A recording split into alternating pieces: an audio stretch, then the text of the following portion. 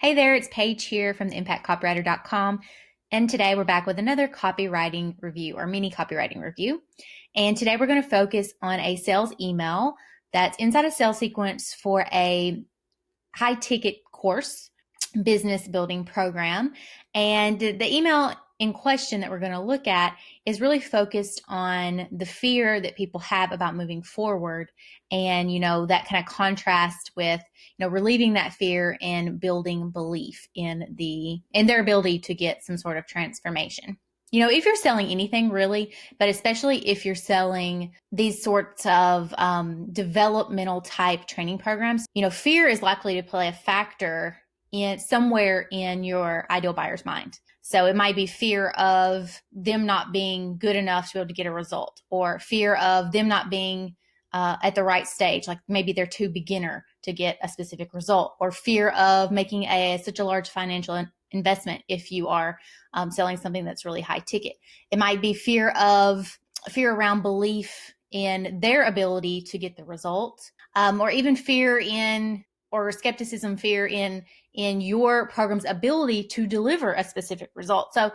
So really pay attention to the fears that people have, because especially those deeper rooted fears, they're going to be a huge conversion blocker in your sales process. So you definitely want to think about, can you be using your sales sequence to help people get over specific fears that are coming up, based on the research that you're doing. All right, before we hop in and start looking at the email, I just want to remind you that we're going into this with the spirit of copy can always be optimized. So there are always things that we can test, that we can improve in order to improve the performance of the copy that we're using. In the case of sales emails, we're looking primarily at increasing opens so that email gets consumed or gets read by the subscriber.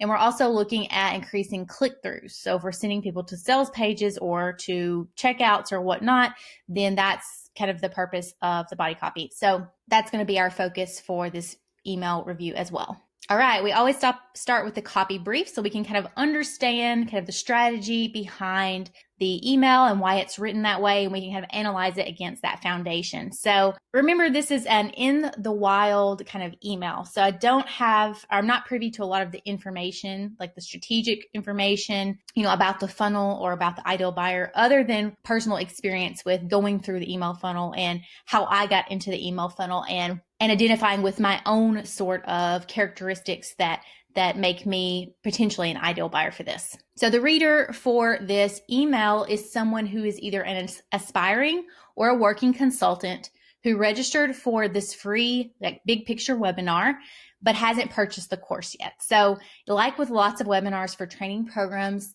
they kind of show you the big picture transformation. And so they're showing you kind of the phases or the steps you have to go through to get to a certain result. And they kind of, they educate you a bit, drop hints about things in the program that are included in there to help you execute. And so that's the type of webinar that I signed up for to end up in this email sequence. So the offer for this email really is a video view. So if we're looking at this email specifically, the goal of this email is to get them to watch a specific video. Now, if we look at the sequence itself, the ultimate goal is to get them to purchase a $2,000 course. So we look at both of those, but remembering that for this email specifically, the goal is to watch a video. The big idea for this email is dealing with your fear. And so from the entrepreneur's perspective or from the business's perspective, fear is a big potential kind of conversion blocker. So we want to help people get over the fears they have to move forward. And so that's what we're doing with this email, is helping them recognize that they can actually do something about that fear. And then our simple promise is watch this video and I'll show you how to deal with your fear. And then we're assuming that they understand that dealing with their fear equals also moving through it so they can take the next step. So when it comes to optimizing emails, the first thing we're going to look at is optimizing the big idea to align with what we know, like the reader's thinking about. So what is that thought process at this stage in the funnel? So once someone has watched the webinar, like what are they still thinking about? Then we'll look at, of course, the subject line, because before they can read the email, they have to open it. So we'll optimize the subject line to get more opens, and then we move into optimizing the body copy to get more clicks. All right, let's look at the email. All right, so we're going to skip over number 1, the optimizing the message, to align with those buyer insights, those ideal buyer insights. And the reason we're doing that is because I don't have the research to be able to do that analysis. And we can kind of reasonably assume, just based on experience and based on, being a human, that fear is playing a big role in this, in this ideal buyer's mind when they're getting ready to invest in a high ticket program or getting ready to invest in taking the next step. So we can reasonably assume that fear is aligned with, something that's going on in their head. The thing we can't really tell is fear about what. And so that's something we'll talk about here in a minute. So we're going to move on to the subject line. And so the first observation I had about the subject line was, my eyes caught on the phrase 7-figure confidence. I started to think, well, is confidence really what the ideal buyer wants? If I read the email and then come back to this subject line, 7-figure confidence doesn't really connect to kind of the end goal for what I think this ideal buyer is really interested in. So confidence is part of it, but we could say crippling fear to 7-figure confidence, and that doesn't necessarily imply that these people actually created 7-figure businesses.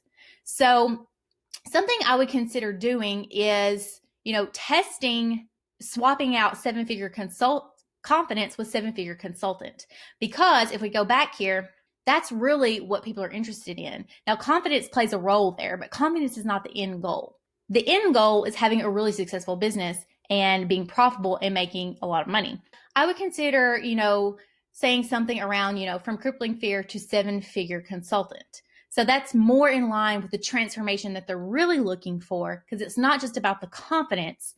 You can have 7-figure confidence, but not necessarily have a 7-figure business yet. So, it feels a little bit more powerful to use the word consultant instead of confidence, because it's more aligned with the end result. Another thing I'd consider doing just for the subject line would be to remove the case study to the end, because with the case study at the beginning, it's like we're hitting them with what's most important, but do people really want a case study without having any context to what the case study is about? The case study is just a vehicle, right? So what they really want to know is how to turn crippling fear into how to become a 7-figure consultant, even though that they're dealing with that crippling fear. So I would just kind of move case study to the end, because case study does imply that you're about to see some proof. You're about to see like an example. You're about to see a story of someone who did this. So it's important, but it's not what I would lead with. The second thing I noticed was in the opening, or kind of the top half of the email itself. When I started reading through the top half, it felt very negative in a way that the way we're talking to these people who are already feeling a lot of fear and already very skeptical and maybe not having a whole lot of belief and hope in their ability to do this. How it's written at the top, if you see here, Sam, the writer of the email, he was feeling depressed.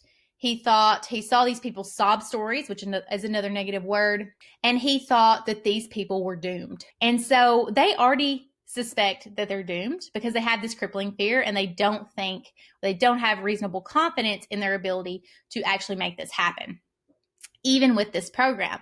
And so, by speaking to them in this way and showing that the creator of the program already thinks, like, how did these people get so messed up? Like, look at all these sob stories. They're doomed. He's just reinforcing their beliefs that are getting in the way of them moving forward with a conversion. I do understand the point of this section. The point of this section is for him to empathize that fear is normal. He also experienced fear when he started out, and everyone experiences fear. So this is normal. Like, this is something that you can work through. That is kind of the point of the opening here, is that fear is normal. I've felt it. You felt it. Everyone feels it. Here's what we can do about it. And so if we were to kind of sum up the essence of the opening part, but the way it's written is in a way that is reinforcing their fear in themselves before we get to the relieving of the fear. So we're actually doing ourselves a disservice by shoring up that belief, by giving it more power, and then we're going to do a 180 and then start breaking it down. An easy thing to do would just be to rework the opening, to be more of an empathetic approach, to normalize, fear as something that everyone feels, and then to kind of give hope. The point that we're trying to make here is we're trying to open a path for belief. So just by telling the story of, how fearful he was when he started his business, so that he was riddled with fear so strong he could hardly get out of bed in the morning, took a 2-hour drive and 3 coffees before he could face the day. So just by telling that story, we're already, empathizing with that without all of the kind of negativity around kind of sounding like, oh, you're stupid, you're doomed, you won't be able to do this. So all of these first paragraphs here, kind of his first reaction and then his interaction with his girlfriend, that could all be left out because that's really not helping us in this situation. So what we want to start out with is telling his story around fear, because it helps him empathize with the ideal buyer, helps them see that he's a normal person too. We normalize, we give them permission that it's okay to be fearful right now. It's actually normal. And then we can start to introduce kind of the case studies or the examples of people who've gotten really incredible results and they've overcome specific fears. And then we can also, introduce the video of, I'm actually going to teach you how to get through this. That is the approach I would take in this email, so that we are not reinforcing limiting beliefs like fear, and we are creating hope instead. The next thing I observed was about the case studies. Fear presents in lots of different ways. It could be fear about finances or the investment. It could be fear about, what will my family think of me? If I take this big risk, what is my wife going to think? Or what's my husband going to think? Or what's my partner going to think? It might be fear around their ability to actually achieve something. Well, maybe they're thinking, well, I've tried to do this business, like start a business thing 5 times already. Like, why would it work now? So there's lots of different types of fears in, all kind of aspects of life. And an important thing to consider here is you need to show proof of the fears that people have in your case study examples. So here we're not even really being so specific about the fears. So from our example here, we're so riddled with fear that he wouldn't even let his family buy a couch. So this sounds like a little bit like financial insecurity, but it doesn't really state it out loud. And this one is about believing he was destined for a life sentence at his corporate firm.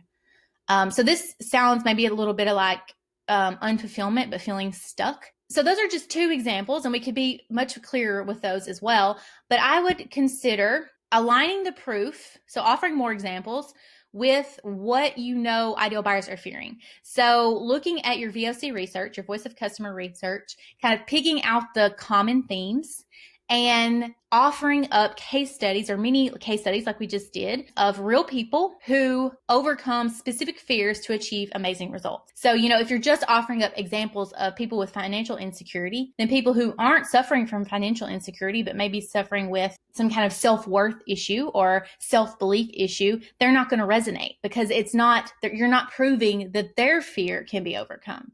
So you want to make sure you go back to that VOC research, pull out the common themes, and make sure you're pulling in proof case studies snippets like that we just saw in the email that's aligned with what the majority of your ideal buyers are actually fearing, and proving that those things can be overcome. The second thing I noted in the same section was I noticed that both of them were men. And so me being a woman, noting that I don't see myself in the proof. So I would encourage you to think about in your emails when you're looking and offering proof like this, does what you're saying, do the examples you're using, and, outside of the emails, like in landing pages and sales pages, if you're using images, like does all of that accurately represent your ideal buyer?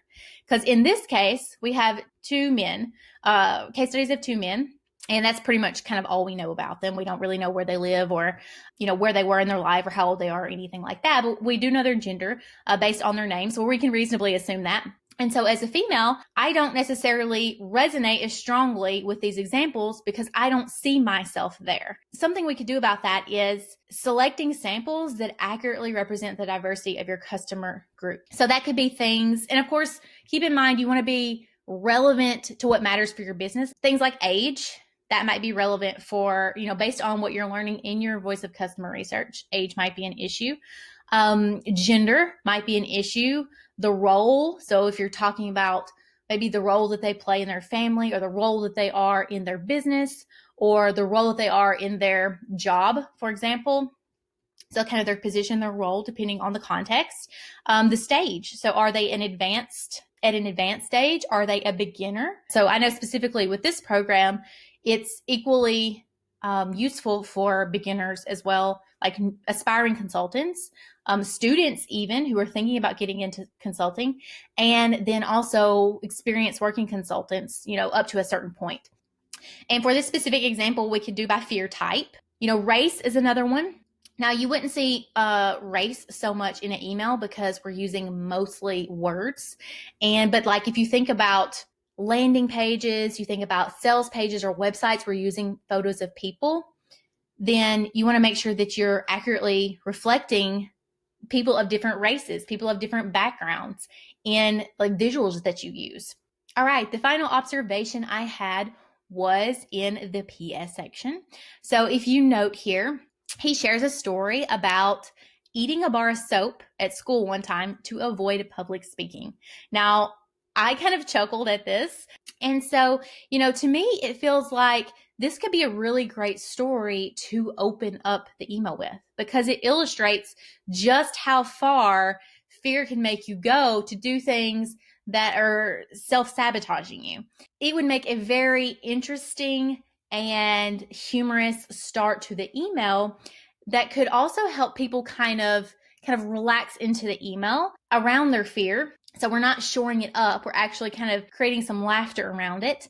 And we're getting them kind of warmed up and more open so that we can help them make that shift from being paralyzed by fear to being able to recognize fear and start to work through it. So that's what I would consider doing is, rewriting the opening of the email to lead with the I ate soap story so that we can create more interest in the opening and kind of get people pulled into the story. That wraps up this mini copywriting review. I hope you grabbed at least one insight that can help you go out and write stronger sales emails for your business.